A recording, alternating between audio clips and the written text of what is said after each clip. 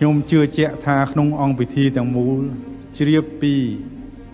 សមត្ថភាពកងទ័ពសមត្ថភាពនៃយុទ្ធឧបករណ៍របស់ថៃនិងកម្ពុជាហើយថៃគេបង្ហោះកំជ្រួចគេបង្ហោះសម្ភារវុធមិនថាដែនអាកាសគេមានយន្តហោះចម្បាំងគេមានកំភ្លើងធំគេមាននាវាចម្បាំងទាំងគោកទឹកអាកាសមានគ្រប់ខ្មែរមានអីខ្ញុំសូមជម្រាបដែរខ្មែរមិនមានយន្តហោះចម្បាំងមិនមាននាវាចម្បាំងនោះទេព្រោះស្អី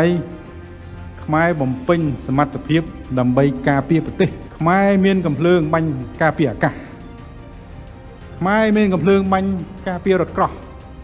ហើយខ្មែរក៏មានកំភ្លើងបាញ់នៅឯជួរមុខនៅឆ្នេរសមុទ្រដែរខ្មែរបានសហការជាមួយភាគីមិត្តមួយចំនួនក្នុងការលើកដំកើងសមត្ថភាពយោធាត្រឹមការពារប្រទេសដាច់ខាតគឺការពារប្រទេសមិនមានតម្កើងសម្ភារវុធនឹងថាឈានពានគេនោះទេ